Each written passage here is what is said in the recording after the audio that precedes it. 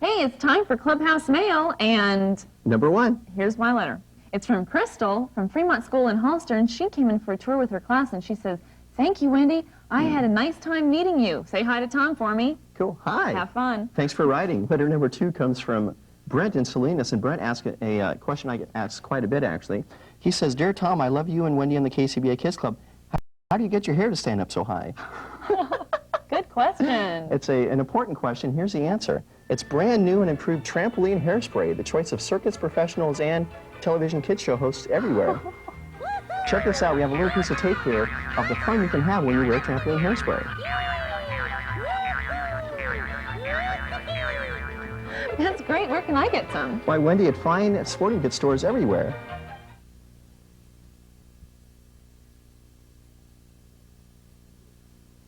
So let me get this straight. I'm stalking the waves and I'm in the waves. I'm on the waves. No, Tom, you're stoked, and the waves are going off. I'm stalking, I'm stoked While about Tom works being on in his the surfing waves. lingo, I'm in we the want you to get waves ready and to go I'm to the beach with stalking us. it. I'm going to learn how to I'm surf, kind of. stoked that I'm And he's going to on go on an underwater sea boat where you waves. can I'm see in the everything underneath the waves. water. I'm stalking Plus, the we'll have waves. much, much more, I'm like the Monterey Bay stoking the Aquarium. waves So hang and with us. Okay, I think I got it. I'm on the waves and I'm stoking them. Tom, why don't you just hang loose?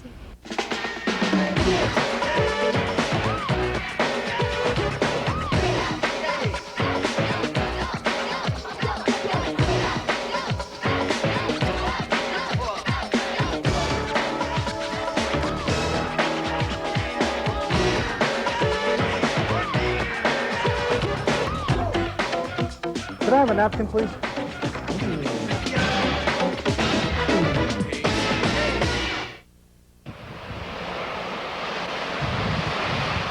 It's a beautiful day here in Santa Cruz. People come here from all over the world just to surf. In fact, Santa Cruz is known by a lot of people to be the surfing capital of the world.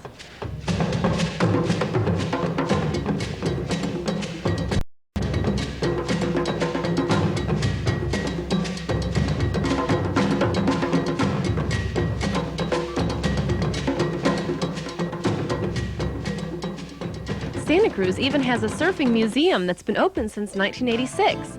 It's in the Mark Abbott Memorial Lighthouse. Visitors can see historic and recent photographs, surfboards, and other surfing memorabilia.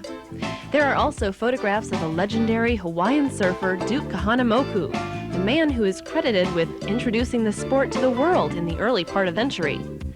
Through the years, surfing, or surf riding as it used to be called, has become a way of life for many people here in California, just as it was for Duke on the shores of Waikiki. To a lot of surfers, the name O'Neill says it all. That's because Jack O'Neill, who lives right here in Santa Cruz, has also played an important part in the history of surfing.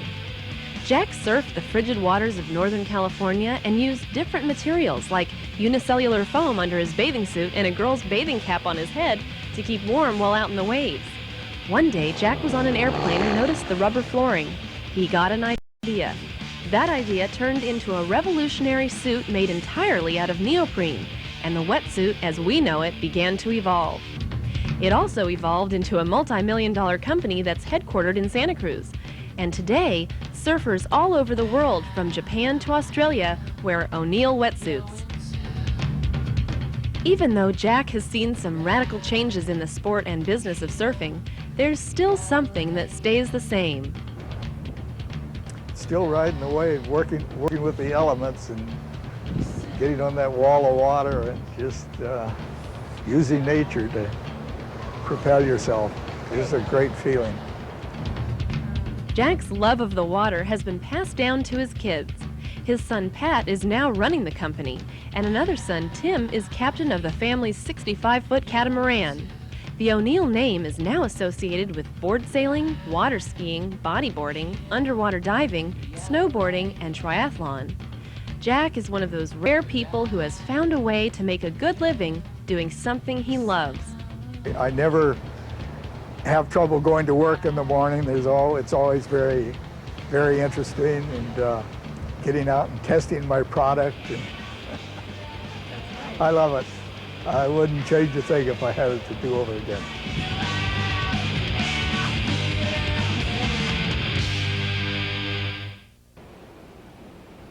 What do you think, eh?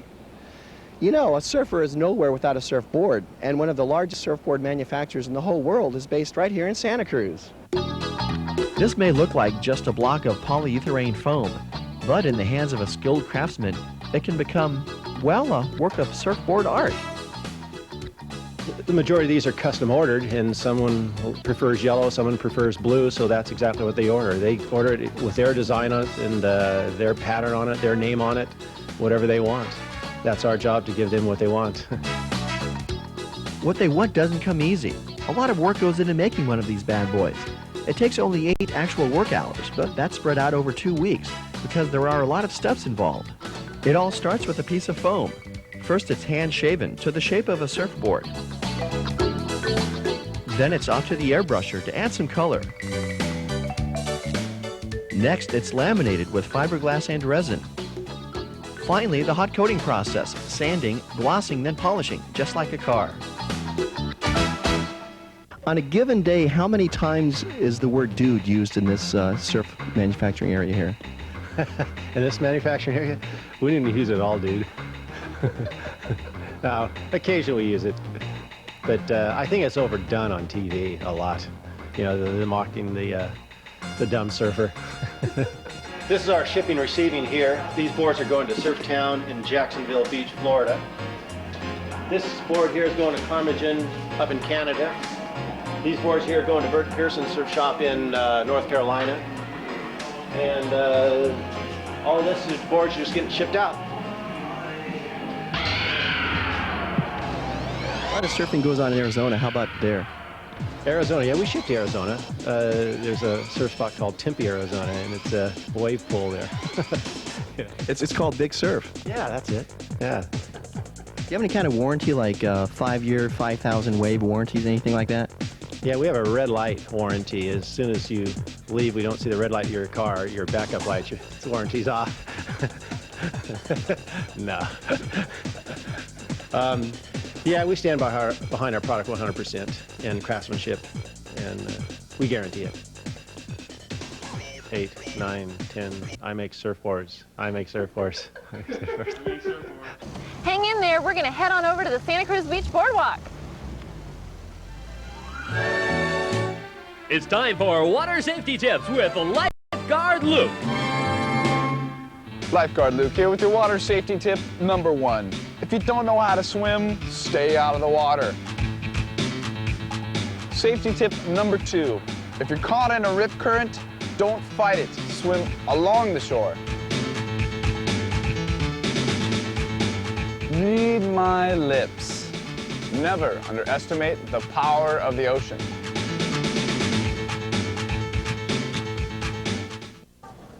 Spill like this ruin a kid's day, you know what I mean? They come out here to have fun, they get all gloppy. Who wants to get gloppy? That's all right, it happens all the time. I don't mind doing it. Hey, how's it going? Fine, how are you? Good. You wouldn't...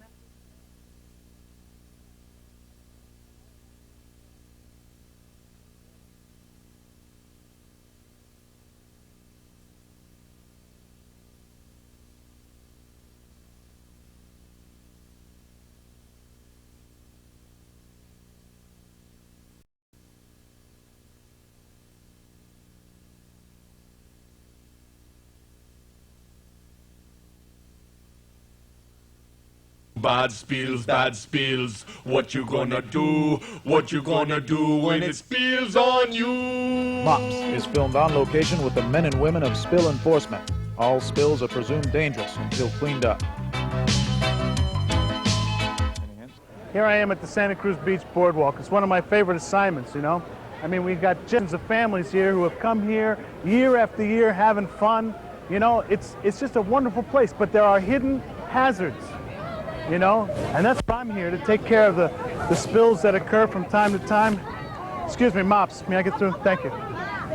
So, oh, I'm sorry, ma'am, thank you. So, here we are. Oh my God, excuse me, stand back, young man. Look at this, you see this? This is an ice cream cone. In the hands of a child, it's a delicious condiment, but it could also become a dangerous thing that someone could trip on. Yes, it's still delicious, but we have to get it up. I'm glad I caught it before anyone else got here. Okay, gonna let that soak up for a minute, then we'll see what happens. I don't see the culprit.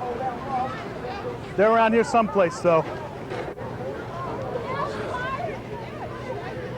I think we're gonna be okay on this one. I think I caught it in time. I don't see any injured parties around. See? And it's gone. Mops. It's my job. It's what I do.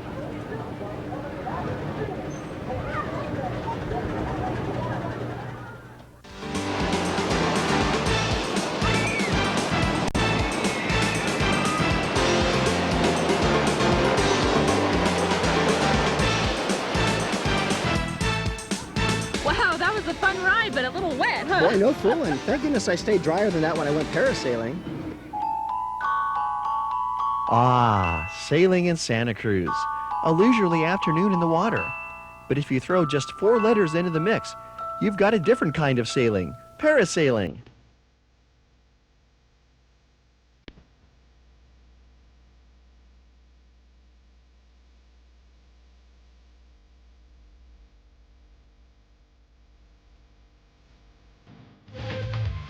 For being so fun, parasailing is darn simple. Take a long, thick cable, connect one end to a parachute and the other to a speedboat, strap yourself in, and head for the sky. Boy, you'd have to fly a long way to beat a view like this. I wonder if I could turn pro as a parasailer. I do know there are some killer pro surfers in Santa Cruz, and I got a view of one of them from up here.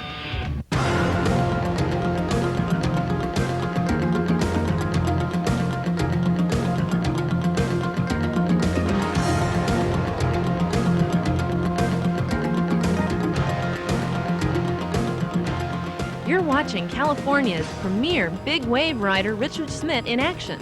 And although he's respected worldwide for conquering giant waves, he's just a local guy. He and his brothers grew up surfing in Santa Cruz. His first real big wave experience was in Hawaii in the early 80s.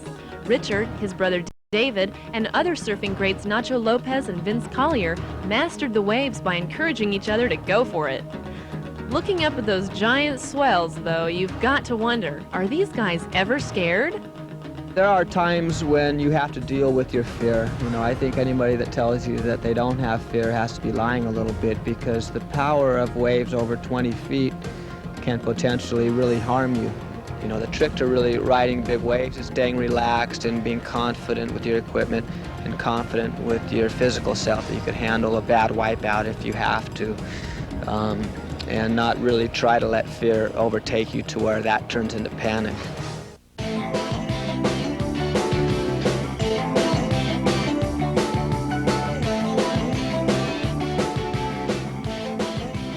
So have you ever seen any sharks when you were out there surfing?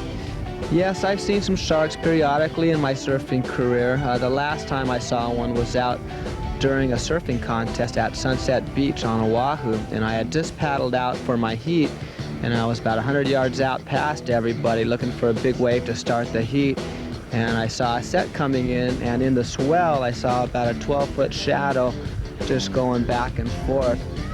And it really gave me the heebie-jeebies, because just the day before there was actually a fatal attack on a kid on the west side of the island. Bad thing was I had to stay out in the water and surf my heat, otherwise I would have forfeited, whereas normally I would have been on the beach in a quick flash. When he's not ripping waves along some distant island coast, Richard spends a lot of his time teaching others the sport he knows so well. He started a week-long overnight surf camp where kids learn to surf, visit a surfboard factory, and check out a marine lab. It's really gratifying to work with kids and help them out, and seeing the gleam on their faces. I could really feed off the kids' energy a lot of time, because they're just so rambunctious, full of life and energy, and as I'm getting older, I gotta grasp onto that. So let's see just how good an instructor he is. When the waves are this size, it's not that big, so it's pretty easy to get out through the breaking surf. Just remember to get a lot of momentum going into the surf, and then right before the wave hits you, you could do like a push-up from your knees, and the wave will pass underneath you, all right?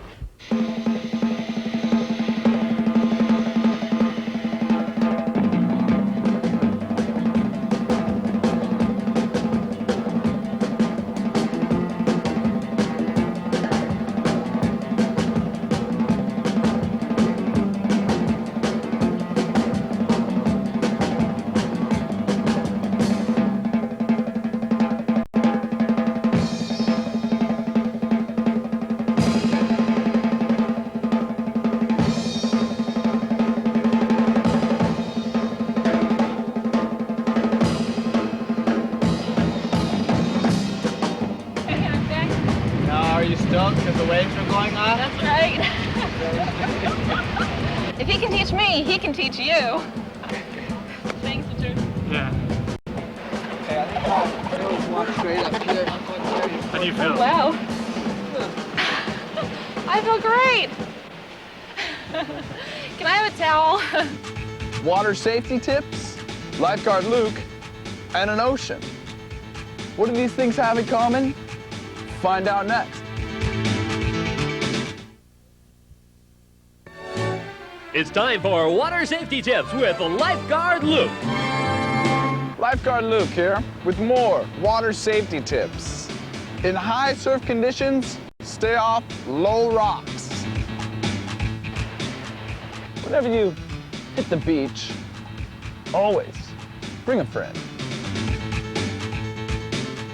One word, sunscreen. Use it.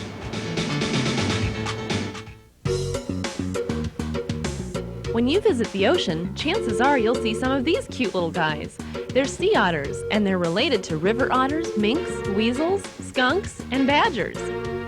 The soft, dense fur of a sea otter can have as many as 1 million hairs per square inch. That's why they stay warm when they swim in the freezing ocean. There used to be thousands of sea otters along the California coast, but fur traders hunted them until they were almost extinct. Now, the government protects sea otters to make sure that doesn't happen, and the Monterey Bay Aquarium is doing a lot to help out. Since 1984, the aquarium has saved many sea otters and set them free. Generally, sea otter pups wash up on the beach as orphan, abandoned young animals, and without a mother, they cannot care for themselves. Quite often, we do not know what caused the separation from mom and pup. We can assume that if it's during the winter, the high seas cause the separation. Sometimes mothers fall victims of gill nets, shootings, shark attacks. So if the mother is ill or injured, she's unable to care for the pup. Julie Heimer is the senior aquarist in charge of the sea otter program. She has to be a substitute mom to the rescued sea otter pups that come to the aquarium. Over the years, Julie has come up with ways to bond with these young animals. After about 3 to 5 days, a sea otter pup thinks Julie is its mother. It needs to be bathed and fed every 2 hours. Julie prepares a formula made with squid, clams, half and half, fish fluids, minerals, and vitamins, all whipped up in a blender. Sounds tasty, doesn't it? After eating, the pup practices its swimming skills and takes a bath in a saltwater pool. Sea otters must keep their fur clean. In the wild, a mother licks and fluffs her baby's fur. As the substitute mom, Julie dries the pup's fur with a towel and grooms it with a brush. When a pup is about a month old, Julie feeds it little bits of seafood to get it used to the kind of food it will have to find and eat in the wild. A sea otter pup stays at the aquarium until it is 6 to 8 months old. Before it's released, the sea otter is identified with a flipper tag and transmitter. We put a lot of effort into tracking the sea otters so that we can determine if they're adjusting back to the wild. Can they find their own food? Are they socializing with other wild animals? Are they resting? Are they grooming? That's real important to us. Some sea otters go up to Santa Cruz. Others, April here, who was released in 1990, want to stay in the Monterey Bay. And the next time you visit the aquarium, you just might see April in the great tide pool taking one of her many daily naps.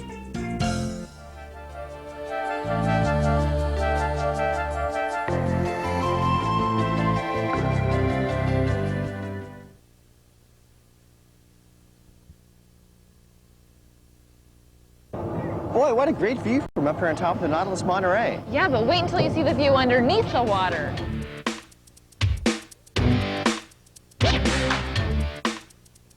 And what a view it is! There's a whole wet world down here, and it's bigger than you might think. In the last 10 years, there's been discoveries made here in the bay that have made this a prime spot for divers as well as oceanographers. As you know, our canyon is about 16,000 feet deep, and we have all kinds of things happening there with upwellings and tidal currents. If the water was to be drained out of the bay, we'd have something much greater than the Grand Canyon. Wow, 16,000 feet deep. There's a lot to see down here, and there's a way to get a fisheye view like this and stay dry while you do it. Just go for a jaunt on this vessel. It's called the Nautilus Monterey. And while it may not look like it at first glance, it's kind of a cross between a regular ship and a submarine. The Coast Guard calls it an underwater viewing vessel because of this. The bottom 6.5 feet of the hull are underwater, and when you're down here, you have a killer view. It's a great way to learn about the world around and under us. Oh, absolutely. This is really a great education tool. I mean, I learn something new every day, and that's no joke. I really do. Our narrators are very knowledgeable, and I see kids of all ages from 4 to 40 to 85 come on board, and they really do learn a lot. Even people that have lived here all their lives and think they know about Monterey, they discover that there's a whole new world right outside their back door. You'd think the last thing you'd want to do down here would be watch TV. But there's a live show going on here you can't see anywhere else.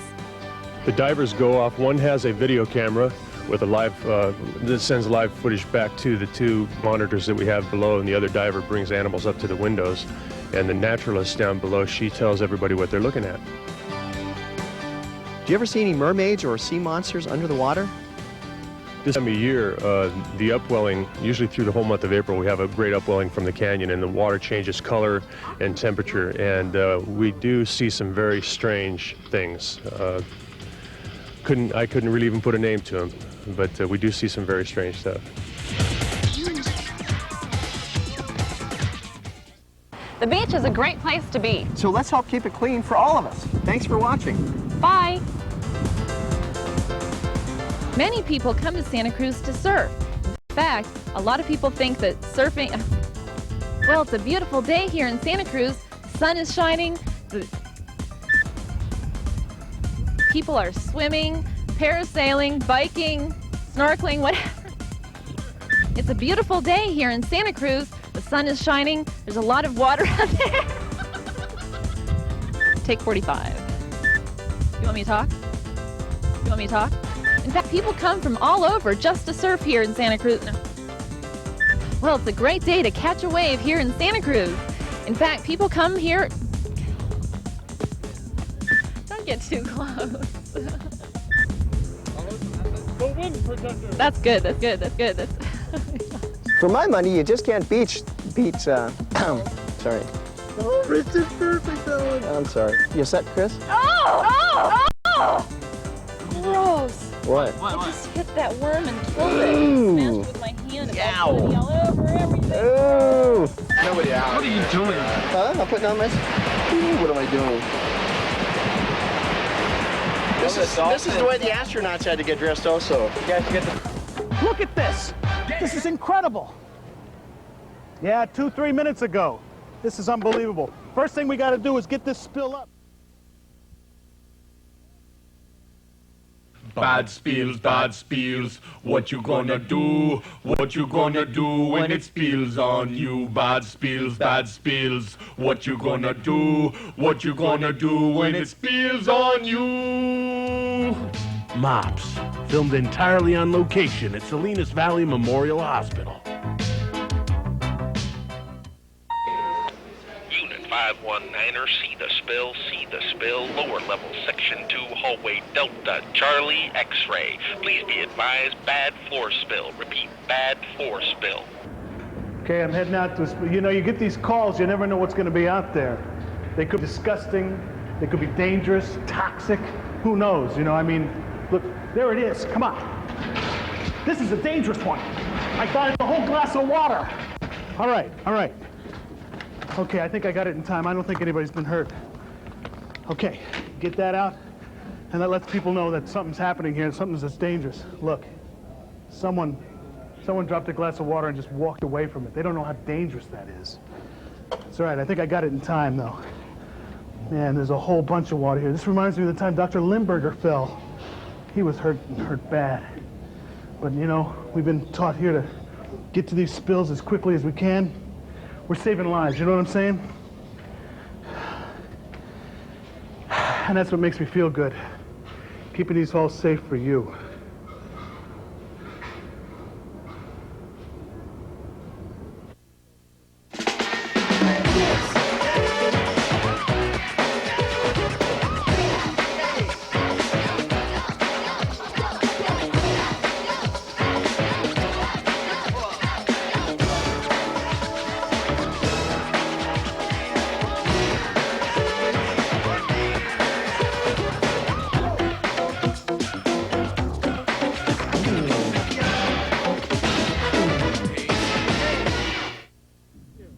This is a darned big building behind us here.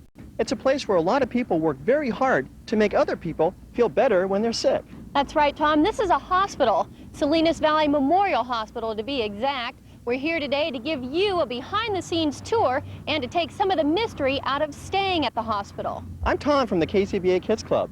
And I'm Heidi from KCBA Fox News. You know, Tom, sometimes going to the hospital can be scary. But you know, you really shouldn't be scared because you may not remember it, but there's a good chance that you've already been in the hospital at least once. The maternity ward, one of the busiest areas in a hospital. It's a place where most people begin their lives, and where moms, dads, brothers, and sisters begin their lives with a new family member. Maternity wards have changed over the years. They're a lot more user-friendly than they used to be. Well, in the old days, we had a waiting room that the dads had to go to, and they used to pace in there, and they would smoke cigars and wait for the moms to deliver the babies. But nowadays, the whole family comes together, and if you want to, you can have mom, and you can have the rest of your family, or grandma and grandpa, and your brothers and sisters there to share in the birth of the baby in a very nice home-like atmosphere. You know, Heidi, moms used to have to give birth in an operating room, and then they were separated from the newborn baby, and the mom ended up in a sterile room that had furniture in it that looked like it was left over from a grade school cafeteria. That's right, and right after the baby was born, it was brought to this area, and this is where the new father and sometimes the brothers and sisters got their first look at the newest member of their family. But today, moms stay in and give birth in high-tech birthing rooms that kind of make you feel like you're at home.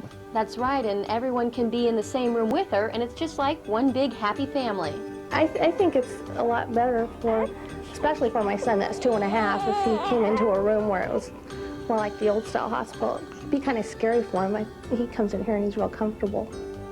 This may look like a regular bassinet, but it's really a pretty high-tech bed where babies can get all warm and snuggly. This bed is a Stablette, and it's actually a warming bed, and you put the babies on it and you warm them all up, and then it's got a little thing, it's got a heart that you put right over their heart so that you can see how warm they are, and this is like putting them in a little warmer, and like a little oven that keeps them warm. And then we like to put them on here and give them a really nice bath and warm them up and then give them back to their moms. Even the lights in these rooms use newfangled technology. In the old days, we used to have gooseneck lamps that the baby doctors would smack their heads on and they would burn themselves. So they got kind of tired of doing that, so we put lights in the ceiling, and that's when we got these little lights with the wand. And they kind of look like a strobe light like you see at a rock concert, but they're actually so that you can focus the light where you need to see when the baby's coming out. All of this can get a little confusing if you're the big brother or sister who's anxious for mom to come home with a new baby. Wow, it looks like a high-tech maternity ward. It's a pretty cool place to begin your life, eh? Yeah, I really like that light you control with a magic wand. You mean this guy right here? Tom, what are you doing with that? Well, I'm just going to hook this bad boy up to my car headlights. Tom, I thought you had your clapper hooked up to your car headlights. Well, I do, Heidi, but when I'm driving at night, if I go to swat a fly or something, it turns off the headlights. Kind of dangerous. Tom, sometimes I think you have your clapper hooked up to your brain. Well, you know, there's only one way to find out, Heidi. What's that? Why, take an x-ray of my brain, of course. There's a pretty good chance you'll have an x-ray someday. That's because x-rays are a common way for doctors to tell if something is wrong with you. An x-ray is useful because sometimes it's very difficult to tell what problems are occurring inside the body just by looking at a person. For instance, if you fell down and hurt your arm, there will be a question as to whether or not the arm may be broken. It sometimes is not possible to tell that or get that information just by looking at the arm, and an x-ray can tell you whether or not a bone is broken. An x-ray kind of looks like a bizarre photograph, but it's really a different kind of picture of the inside of your body. You can't take an x-ray with a regular camera, though. Doctors use neat machinery like this. The x-ray equipment that you're looking at now consists of a table that you would lie on while you were receiving this examination, and the x-ray tube would be above or below you as you were on the table. Now, even though all this high-tech stuff looks kind of scary, there's nothing to worry about. The x-rays are not painful at all. A lot of people fall asleep during the examination. Don't feel the x-rays at all. With all the TV screens about, I asked Dr. Wright an obvious question. Do any of these monitors pick up cable? No cable channels, no MTV, no Video One. Unfortunately, it would be fun. Okay, no cable, but I'm thinking sometimes something kind of wacky has to turn up. Coins and paper clips and necklaces, all kinds of unusual things people tend to swallow. So what's the weirdest thing you think they've ever seen? You know, I saved this piece of tape for you, Heidi. Chris, our director, please roll that videotape. This is an x-ray of my head. Whoa, that is pretty weird. Yeah, pretty weird. Talk about getting in touch with your inner child. Looks like I'm trying to get in touch with my inner head. Tom, I think you need to get in touch with a bed and an ice pack for that head.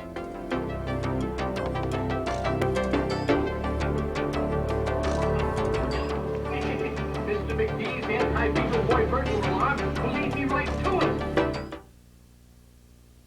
Not everyone who has to come to the hospital needs to stay here overnight. Some people can only come in for a few hours and then they can go home. They're called outpatients, and while they're here, they end up at the, you guessed it, outpatient center. Many people need to have surgery while at the hospital, whether inpatient or outpatient. And our Heidi Linkenbach is standing by right now outside an operating room where surgery is about ready to take place. Heidi, are you there? Oh, right, Tom. I'm standing by here live outside the operating room. Right behind these doors, skilled doctors called surgeons perform operations on people of all ages. And in fact, one of the most common operations for young kids is a tonsillectomy. Maybe you or someone you know has had their tonsils out. Well, this is Jasmine Garrison, and today it's her turn. Hi, Jasmine. Come on in, honey. Hi. How you doing? When did you have something to eat last? At lunchtime? Okay. Did you have a good lunch? Jazz looks pretty cool, calm, and collected about this whole deal. So what is she really thinking? It may be fun, and I'm looking forward to eating the hospital food. Did I hear that right? She's looking forward to hospital food? Her mom must not be a very good cook. Just kidding, Jasmine has been in the hospital before, and she knows the whole routine. I went to the hospital because I had to get stitches. And they said, why? And I said, I got a razor blade cut. And they said, well, how was it? And I said, at first I was kind of scared, but then it was fine. And she says the doctors and nurses, well, they made her feel right at home. It was nice, and the nurses took real good care of me, and the doctors did too. And then my mom and my dad got to see me after I had my surgery. This is what's in store for Jazz in just a few minutes. But first, she's getting a little pep talk from her doctor. Hey, Jasmine, you ready to go? You didn't have anything to eat, did you? Okay, you just take your mouth. Good. Okay. It's gonna be a little sore when you wake up. When you swallow, your ears will hurt. And go home in about 3 or 4 hours afterwards. Bye-bye, Jasmine. Hope everything comes out okay. You know, Tom, when I was a little girl, they gave you ice cream when you got your tonsils out.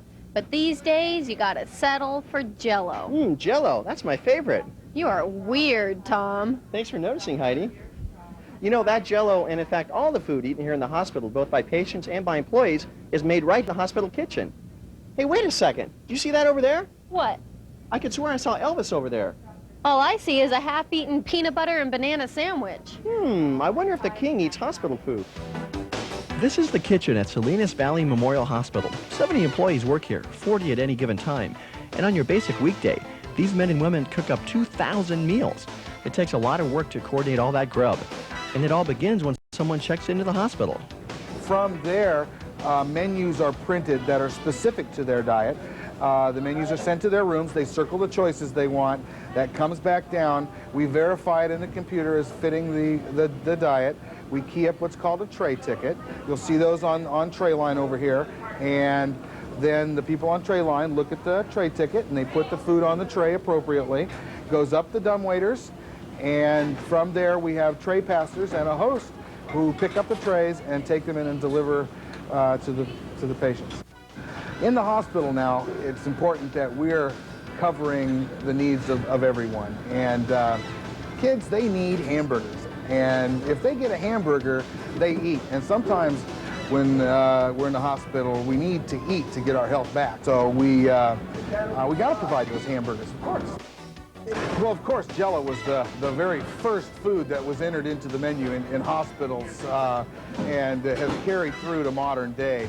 We have just vats of Jell-O around here, wiggling and jiggling all over the kitchen. So, Tom, what is your favorite flavor of Jell-O? Well, you know, Heidi, I'd have to say burnt orange surprise. You know, if you're ever here in the hospital to visit a loved one, it's nice to take them a gift, like this one. And Heidi, handily enough, the hospital has a gift shop right here where you can pick up a gift to pick up the spirits of a loved one who is in the hospital. What do you think about this, Heidi? Tom, do me a favor. If I'm ever in the hospital, just bring me flowers.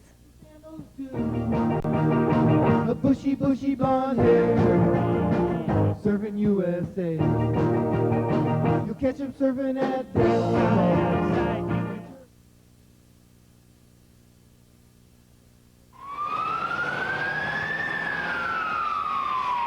You know, kids, riding in an ambulance is kind of neat. They've got all kinds of interesting things in here, like this blue stethoscope. They've got plenty of rubber gloves and gauze pads, and look, lots of great pillows. You know, just think of an ambulance as a mini mobile hospital. The paramedics have everything they need in here to take care of you until you get to the real hospital.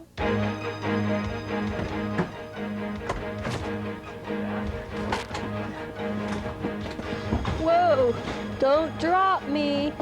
Wow, you know, I was feeling a little bit sick before, but now I think I'm a lot better now. Yeah, I think I'm feeling a lot better. I don't think I should be here. Forceps. Scalpel. Ow! Right side up next time, nurse. Chattering teeth. Hockey puck. Bart Simpson. Cheesy Eiffel Tower knick-knack. Grungy Chia Pet. Barbie doll. Rubber chicken. Academy Award. Bet that's the last time I ever see one of those, huh? Tom, you're not really a doctor. Well, Heidi, you're not really a patient. I know, I just wanted to ride in one of those cool ambulances. Well, I just always wanted to go on television and say, "Nurse, give me 10 cc's, stat." Well, here we are in the children's ward. It's also known as pediatrics. And Heidi, the nurses and doctors who work here are devoted to their little patients. In fact, many of them have even taken special classes to help them understand kids and their needs. That's right, Tom, and you found out that doctors and nurses here use some really sophisticated instruments to help kids like you get better when they have to visit the hospital. A hospital is full of high-tech, expensive equipment, but some of the instruments doctors and nurses use most are small, simple ones that tell them some very important things about you and your health. Stethoscope is this instrument here, and most kids have seen this before if they've ever been to a doctor's office. It's used to listen to what's going on inside of you. We can listen to your heart, we can listen to your lungs, how you're breathing, and we can listen to your tummy and see if there's a lot of gas or there's some problem going on in there. This is what we call a thermometer. It doesn't look anything like what your mom or dad would have called a thermometer in the past, and there are still some of those old primitive ones around, but these are actually safer to use and a lot quicker. What you do with this is you put a cover on it, because we don't want to have a something that's dirty from somebody else, and it gets a white cover like that, and then it can be put into the mouth under the tongue to check for the temperature. Doctors have long, hard-to-pronounce names for the things they use in a hospital.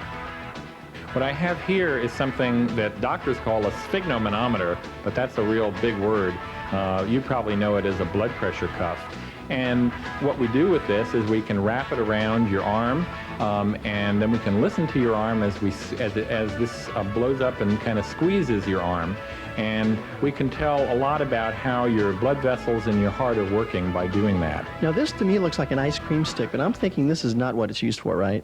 Certainly isn't. In fact, it would be a very big ice cream pop that had a stick that big on it. Doctors call these tongue depressors. That's because we use it to push down on the tongue. Children call them ah sticks lots of times because we put them in your mouth and we say ah. And we use this to kind of push your tongue out of the way so that we can see back and see your tonsils and your throat and see if there's anything the matter there. You know, Tom, doctors aren't always working. Sometimes they take breaks. That's right, Heidi. We all know that doctors have many talents when it comes to helping people feel better, but I learned that some doctors have some hidden talents you may not even realize. That's right, and here we are outside the doctor's break room. Let's take a look inside and see what they're doing. How you doing? Come on in. We're just jamming in here. Across USA, then everybody be surfing like California. You see them wearing their bags.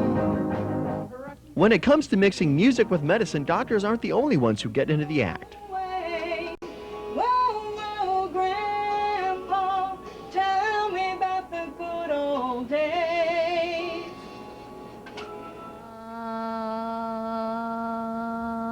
Looks pretty good in there, Heidi. Thanks, Tom. I didn't know you could work one of those things. Well, you know, Heidi, I'm not a doctor, but I play one on television. Well, Tom, fortunately, there are real doctors and real nurses and plenty of other folks to help take care of you if you ever find yourself in the hospital. And I talked to one child life specialist who does her best to help kids through what can be a very rough time. Going to the hospital for the first time can be scary. For many kids, it's the first time away from mom, dad, and the rest of the family. But that's where Kelly Larian comes in. She plays games with kids and their parents and helps explain just exactly what's going to happen. I can reinforce any teaching that the nurses have done for the children, explain procedures more in depth for the children while the nurses are, busy working with all the patients. And what are some of the kids' biggest fears? The unknown, not knowing what's going to happen, not knowing, why is this person in my room and is it going to hurt? Kelly says she's honest with the kids. She tells them there are parts that hurt and parts that are fun. The important thing to remember is to ask questions, as many as you want.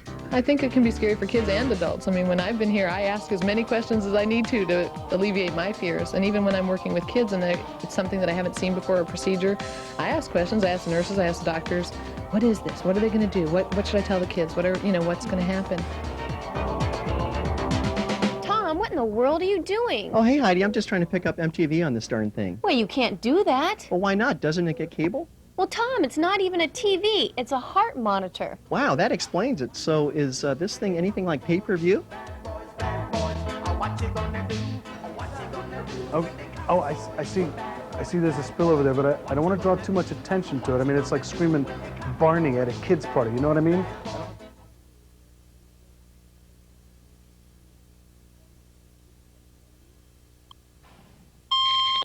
Attention all mops, attention all mops. Bad microwave spill. Sector B4, jump on it. So what we have here is a call of an unknown spill in the break room area. It's the kind of thing that a MOPS really has to be careful about because, like I say, it's unknown, could be anything, could be dangerous. Hi, I'm from MOPS. Where's the spill? It's back over there. Okay, thanks. Everyone stand clear, okay? Okay, I better clear this area. Oh man, this looks pretty bad in here. Okay, it looks like a grape juice spill here. Man, who knows how long this thing's been here. The expiration date on this bad boy is September 1985, so who knows how long this thing's been here. Let's get this thing mopped up. I don't think we need to call any boys in the lab or anything, because I don't think it's going to turn out to be hazardous or anything, but I tell you what, this grape juice makes a heck of a mess. I tell you what, if people just knew the kind of mess they make when they leave a spill like that, if people just thought a little bit about when they spilled stuff, grape juice. Well, here we are in the laundry room. Actually, I'm the only one here because I can't seem to find Tom anywhere. I guess while we're waiting around for him, I'll tell you guys a little joke. Why did the farmer name his pig Heidi, get me out of here! Ink? Wait a minute, what is that noise? Heidi, get me out of here! Tom, what are you doing in here? Well, I was running behind on the way into to the shoot this morning, Heidi, and I grabbed a quick shower in one of those big washers down there, and then I was drying off in here, and I kind of got locked in. Geez, Tom, sometimes I think you've spent a little too much time in the spin cycle of life. You wouldn't want to take a shower in one of these bad boys unless you like your bathing a bit on the warm side. It'd be awfully hot. The water temperature in the laundry has to be at least 180 degrees, and that's to kill the germs. So it'd be real hard for someone to come in and take a shower. 20 people work in the laundry room, and they have plenty to keep them busy. They wash, dry, and fold 5,000 to 7,000 pounds of laundry each day. And as you can guess, it's a little more complicated than picking some clothes off the floor and handing them to your mom to throw in the washer.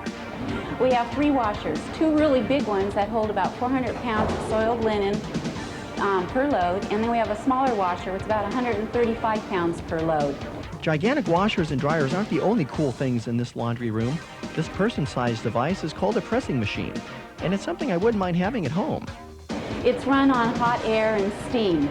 The presser puts her jacket on the model, kind of looks like a big robot, and she presses some buttons, and hot air comes through the steam pipes and forces air out through the machine, and it billows the jacket out. So it's the hot air and the steam pressure that then takes all the wrinkles out of the jacket.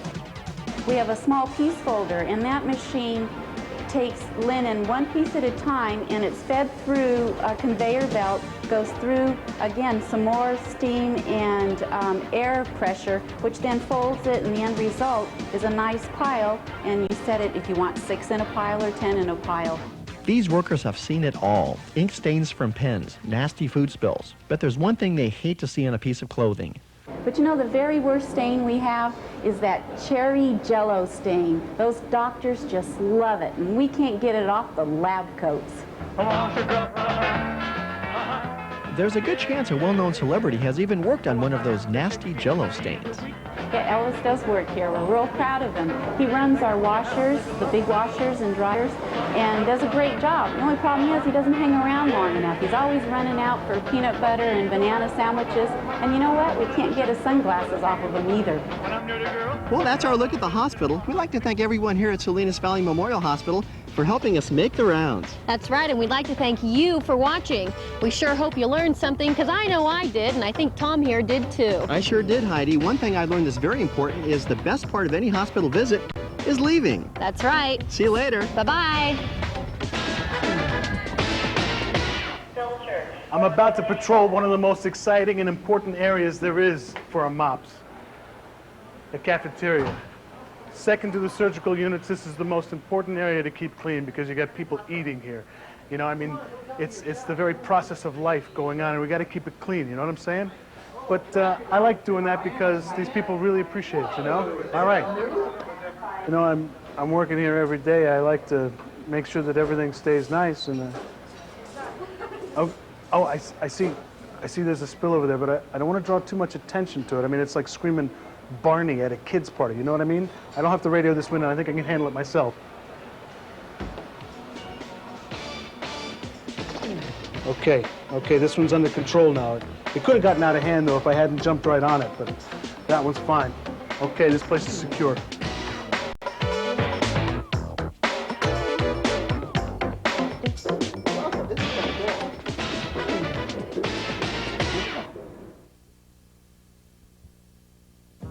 Hi, Tom Trivia here along with today's special clubhouse visitor, Disco Danny. How's it going, Danny? Hey, just well, Tim. That's Tom. Huh? My name is Tom, you know, with an O, Tom. Hey, sorry about that. I owe you one. Good, buddy. No sweat, Danny. Look, I understand you're going to be in a big disco dance contest this weekend. You better believe it, big guy. Danny, is there any reason that you haven't bought new music since 1979? I mean, you know, disco happened a long time ago. Oh, El Rongo, Mr. Trivia. Don't you realize disco is more than just happening music or fine apparel? So let me get this straight. What you're saying is that there's more to your lifestyle than just a synthesizer and Sansa belts. Oh, you better believe it. And what would that be, Danny? Well, Tom, I think we all know disco is a state of mind. Boy, if that's a state of mind, I'm going to move across country. Hi, Tom Trivia here, along with today's special guest, that purveyor of polyester, that sultan of pseudo-swing, Disco Danny. Thanks for that fine introduction, Tom. Hey, no sweat, Danny. Look, I understand you're here today because you're going to be showing off some of your award-winning dance floor moves. Right a Rooney, Tomas. Care to join me and unleash the beat of disco lying dormant deep down in your soul? Oh, heck, why not? Maestro, music, please. What do you call that move, Danny? Tom, strap yourself in for this one. I call it the Staying Alive Shuffle. Come on, Tom, loosen up, big guy. Move like you've never moved before. Okay, here goes. Tom, you are a true disco animal. I didn't know you had it in you. You know, I didn't either, and I'm hoping to get it out. Hi, I'm Wendy. And I'm Tom Trivia. And it's time for Clubhouse Mail. Uh-oh, I think I hear Disco Danny coming. Ooh, well, so much for the mail. Hi, Disco Danny, how's it going? Hey, you two wacky kids, what's happening? Not much, Danny. We were just about ready to read some Clubhouse mail. Hey, back burner time in the mail, babe. I have some important news. Oh, what's that, Disco Danny? Glad you asked, Todd. It's Tom, with an O. Say what? His name is Tom, as in Tom Trivia. Of course, I knew that. Hey, babe, there's a disco-a-thon happening this very weekend. 96 hours of nonstop boogieing. Looking for a partner. What do you say, babe? Wendy, don't we have to go to the library this weekend and catch up on our reading? Yes, we do. I'm so sorry, Danny. Hey, no sweat. Rain check, babe. This guy's trying to make a move on my dance floor. Hi, kids. Disco Danny here along with my friend Aretha. How's it going, babe? It's going okay, Disco Danny. We're going to swap some dance floor moves today. I suggest we get down and boogie. Show me your best move, Danny. This is the move that wowed him in France. Jump back. I think I can do better than that, Danny. I'm going to do some dances from the 60s, and I'm going to start with the funky chicken. Hit it, Wendy.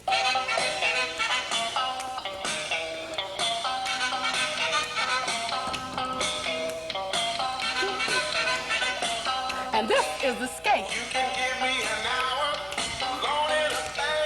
And this is the LA Stomp.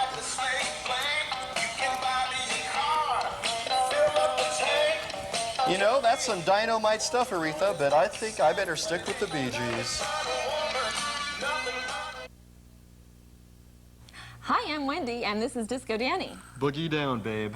You know, Thanksgiving is coming up really soon, and it's always nice to think about what you're thankful or grateful for. Correctamundo. I'm grateful for my friends and my family. What are you grateful for? Wendy, I'm grateful for my mood ring, my pet rock, and this lovely gold chain given to me by my grandfather, the man who taught me how to get down and boogie. Really? Wow. Well, I'm grateful that we have all of our friends out there watching us every day. Wendy, I'm also most grateful for my latest Casey and the Sunshine Band 8-track. It really boogies. Great, Danny. You know, is there anything that you like or that you're thankful for that's not a material object? Well, there's one thing, Wendy. That's the talent given to me to get down and boogie. Great. Well, good. Why don't you think about what you're thankful for and have a happy Thanksgiving? Hi, I'm Wendy, and this is Disco Danny. Hi, kids. I suggest we boogie down. You know, Halloween's coming up pretty soon. In fact, your outfit's looking very Halloween-y. Thanks for noticing, Wendo. Appreciate it. Kind of a pumpkin motif happening here. Yeah. Loving the orange. Let's make sure you have a safe and happy Halloween this year, kids. Wear something reflective when you're out trick-or-treating. I'm going to be wearing my disco white shoes and my matching happening belt. They glow in the dark. Right. Nothing but the best for Disco Danny, babe. Also, when you're out there trick-or-treating, kids, you need some illumination. You can't drag along your disco light ball, so I suggest a flashlight. Good idea. And bring a parent, too. And then, just to make sure you can see better, don't wear masks, wear makeup. And when you get home, make sure that you check out the candy. Don't eat anything that's open or unwrapped, okay? Have fun and trick-or-treat. Hi, I'm Wendy, and Disco Danny's here with us today for the Clubhouse Art Gallery. Hey, babe. What is that? It's a Rubik's Cube, babe. It's the latest trend to sweep the nation. I like it because the bright colors remind me of the colored lights of the disco dance floor. Or these bright, colorful pictures of your favorite cartoons. Hi, I'm Wendy, and Disco Danny's here with us today for the Clubhouse Art Gallery. Hey, babe. What is that? It's my pet rock. It's the new sensation sweeping the nation. I think you ought to get yourself one. Maybe later. Let's take a look at these rockin' pictures of The Simpsons. Hi, I'm Wendy, and this is Disco Danny. Hey, Wendy. Hi, Danny. Happy New Year. Happy New Year, babe. You know, New Year's resolutions are promises that people make to either change something about themselves or to do something new. Do you have any resolutions? You better believe it, babe. Resolution number 1, to drop a few pounds, to get down, so to speak, to my optimum dancing weight. Number Good idea. 2, maybe show a little bit of humility on the old dance floor. You know, not everyone can measure up to my high disco standards. That's, I'm sure, true. Number 3, that hot new syndicated dance program, Dance Fever. Denny Terrio's the host. He's my idol. I'm going to meet him, and I'm going to win on Dance Fever, the national championship. Number 4, Wendy, jump back for this one, babe. I'm going to sing backup with the Village People on their next album. Well, you do that. You know, those are great resolutions for you. Anyway, we're out of time. Thanks for being with us. Happy New Year. Yo, Tom here today out on the beautiful Monterey Bay. We're on a whale watching ship run by Randy's Fishing and Whale Watching Trips in Monterey, and we're having fun, and we talked to some of the kids on board today to see what they like most about whale watching. Are you having a good time? Yeah. It's really fun. Really? Do you like getting all wet? I didn't get wet at all. It wasn't everyone else did, but the waves missed me. Well, I guess the waves like you or something, huh? I guess so. We're having a fun time. Yeah? Yeah.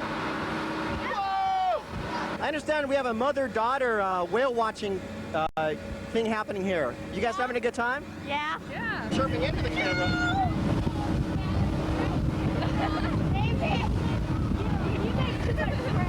You guys gonna come out on another whale watching boat sometime? Let me see here. Home, heart, hippie, and hot dog. That's what the 4-H's stand for, right? I don't think so. Actually, we're here at 4-H camp up in the beautiful Santa Cruz Mountains today. Yo, I'm Tom here in the Kids Club, and we're going to find out what these 4-H's really stand for right now.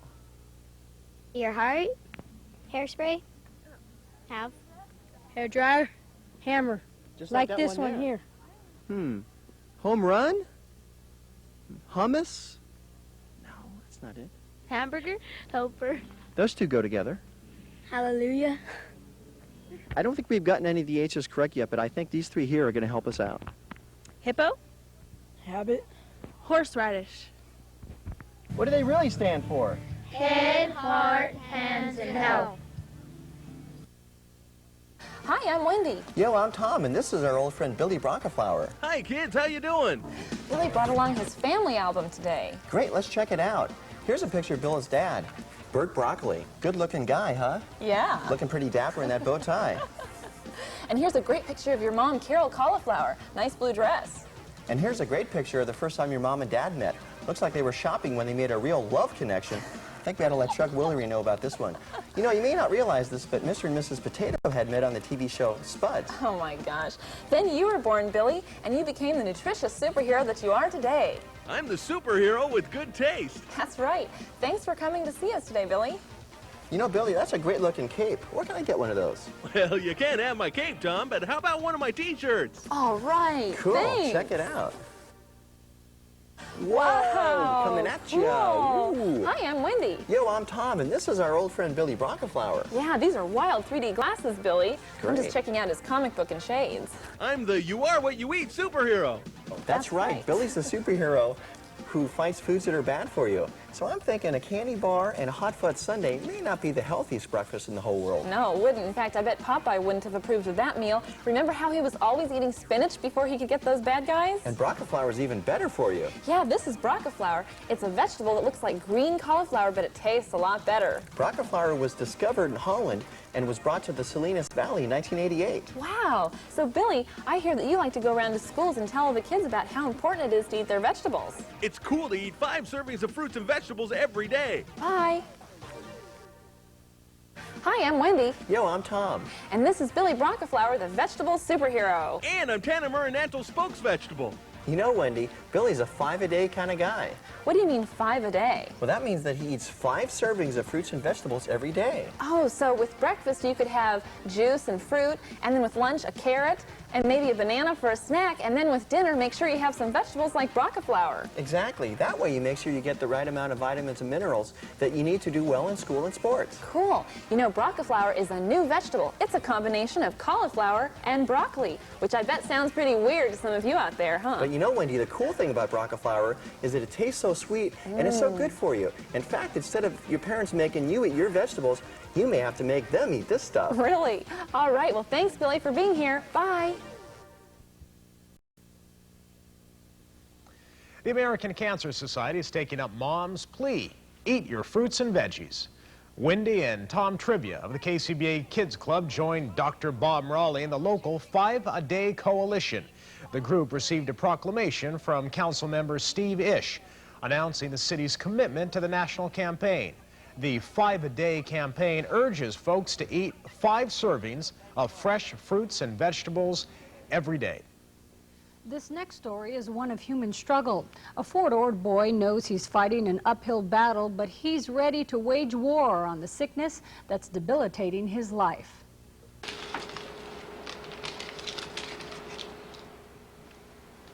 Here you see an 8-year-old little boy who's willing to take on a huge responsibility.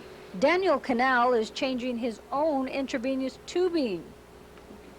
It's something he's learned to do on his own ever since he became deathly ill last Christmas Eve. That's when Daniel collapsed and was rushed to the hospital. And even then, doctors were confused about his condition. We don't right now know exactly what's happening, but he's a very, very sick little boy. Soon after, doctors discovered Daniel's small intestine was all twisted and had to be removed. He's now on the Children's Registry for Small Bowel Transplants at California Pacific Medical Center in San Francisco. And even at the young age of 8, Daniel worries most about his parents. Sometimes my mother has stressful times, and I'll go up to her and hug her and tell her things like, I love you and everything will be all right. Every day, Daniel must help prepare his backpack that carries his supply of intravenous nutrients. By all appearances, he's just like any other kid, but he carries quite a load on his shoulders. Still, when we asked him if he had one wish, what would it be? I would like to meet Wendy on the KCBA Kids Club and get a KCBA Kids Club card. Proof again that Daniel is just a little boy, but we did tell Wendy about Daniel's wish, and Daniel, listen to this. Hi, Daniel. I got your message, and I'm so glad that you want to meet me because I'd love to meet you, too. In fact, I've got 2 Kids Club cards here for you and your sister, Rebecca, and I've got your phone number, so I'm going to give you a call and see if you'd come down and visit me at the station so I can give them to you. And I might even get Disco Danny to be here, too. Wow, Disco Danny, Oh, too. that's very nice. What a courageous young kid. He sure is, and we do wish him and his family good luck. When we come back, an aid package is passed to help the victims of the floods in the Midwest. And Vietnam vets get some help from the National Academy of Sciences. Details when we come back.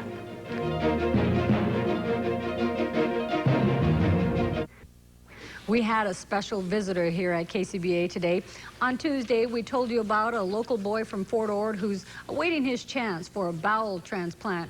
Well, on that day, Daniel Cannell also told us he sure wanted to meet Wendy from the Kids Club. It's going to be pretty wild. Okay, well, follow me this way. Meeting Wendy and coming to KCBA was just a wish last Tuesday for Daniel Cannell. Today, that wish came true. You see, Daniel was stricken with a serious illness last Christmas Eve, and since then, he's been waiting patiently for his opportunity to get a bowel transplant. But aside from that, he's just like any other 8-year-old, so it's natural that he wants to be a member of the KCBA Kids Club. KCBA Kids Club card. A KCBA Kids Club card was just one of the surprises for Daniel and his sister Rebecca. The other surprise came when Daniel met the other Daniel, Disco Danny, that is. How's it going, big guy? Your name is Daniel? This is Daniel. Good name. You have the same Daniel? name. Good to meet you. Disco Danny showed the kids some moves, and he even made a move on Daniel's mom. Daniel seemed to have a great time here at KCBA, but let's ask him to make sure. Pretty cool. Oh, he's such a cute little boy. Not Disco Danny, but the other. Okay, fine. Please. That's nice. I'm glad we can do that. Yeah. Boy, did it warm up today, huh? It really did. We hit 80 here in Salinas, and it was 73 in Monterey. Stay with us. We'll have a look at tomorrow's weather forecast, and we'll show you some local celebrities stuck behind bars right after this.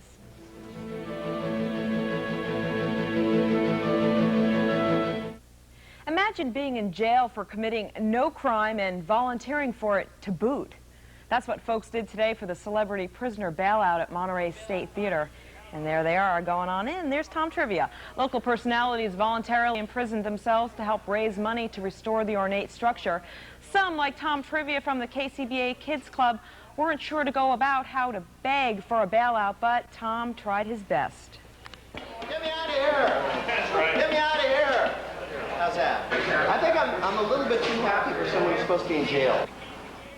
The State Theater just turned 67. A nonprofit group is leading the restoration effort.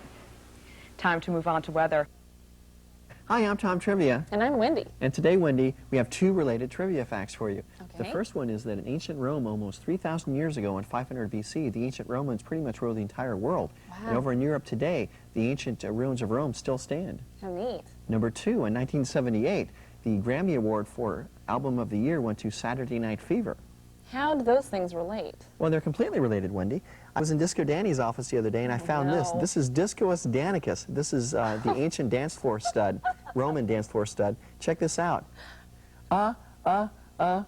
Staying alive-us, staying alive-us, Oh my God. This guy knows how to get down-us. Oh, yeah. Disco Danny's a little too much. Anyway, if you'd like to learn more about ancient Roman civilization or music, you can always go to the library and read. Oh, hi, I'm Wendy. Tom Trivia. And we're just reading some great jokes and riddles that you guys have sent in These to are us. really funny. Here's one that's by Tasha Bapiler.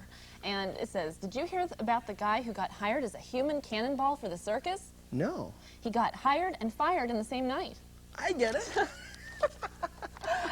Good one. Ronnie Merritt's joke is, Bobby says, I always put my right shoe on first. And Bonnie says, why is that? And Bobby says, well, it'd be dumb to put the wrong shoe on first. Oh, my God. Get it? Right, wrong?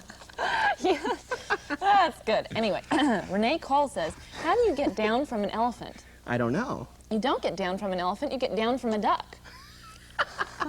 All right, last but not least, Mike Lamb's joke is, what's the most famous skunk statue in Egypt? I don't know, what? The Sphinx, of course. Oh, pew. Laters. Salinas Valley farming activists met on Main Street in Salinas yesterday afternoon. The occasion, the weekly Farmers Market. The message, eat at least 5 servings of fruit and vegetables every day. This opportunity to reach out to the public coincides with National 5-A-Day Week, a campaign endorsed by the American Cancer Society and the produce industry, among other groups. On Main Street yesterday, the 5-A-Day effort received an official proclamation from the city.